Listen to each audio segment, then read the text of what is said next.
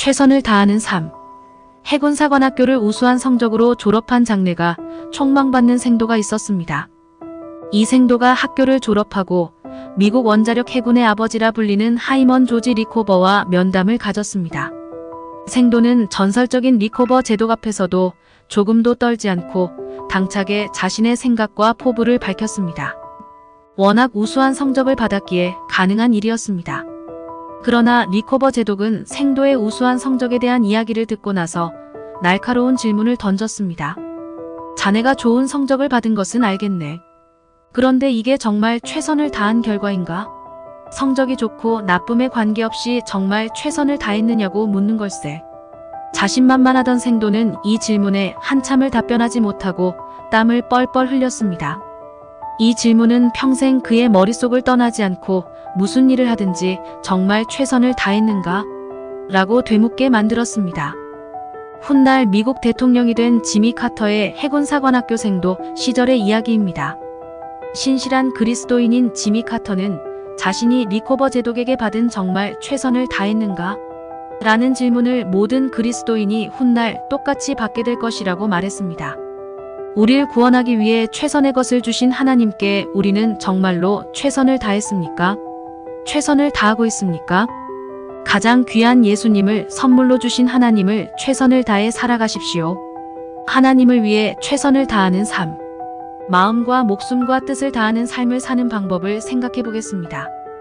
오늘의 말씀 마태복음 22장 37절 찬송가 286장 370장. 예수께서 이르시되 내 마음을 다하고 목숨을 다하고 뜻을 다하여 주 너의 하나님을 사랑하라 하셨으니. 사자는 토끼 한 마리를 잡을 때도 최선을 다한다 라는 말이 있습니다.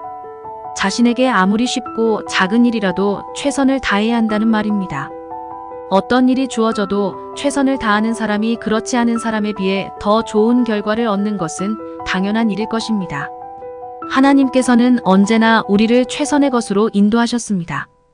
우리의 생명을 살리기 위해 아들이신 예수 그리스도를 이 땅에 보내셔서 우리 대신 십자가에서 죽게 하셨습니다.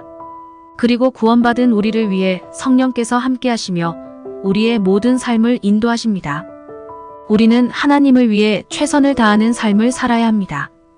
물론 우리가 아무리 최선을 다한다고 해도 하나님의 은혜에 비해 티끌만큼도 되지 못하겠지만 그럼에도 불구하고 우리의 모든 힘과 정성을 다해 하나님을 사랑하고 하나님을 위한 삶을 살아야 하는 것입니다. 우리가 최선을 다해 하나님을 섬길 때 우리의 삶이 더욱 아름다울 것입니다.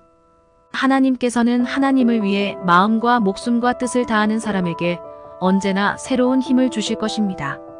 더 크고 놀라운 하나님의 은혜를 누리기 위해 하나님께서 주신 사명을 최선을 다해 감당하십시오.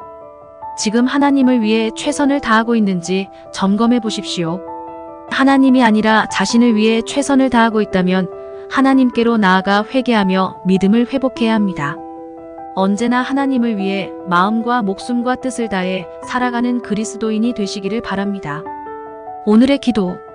주님, 하나님을 위해 최선을 다해 살게 하옵소서. 우리가 최선을 다할 때 우리를 통해 일하시는 하나님의 능력을 경험하게 하옵소서. 예수님의 이름으로 기도합니다.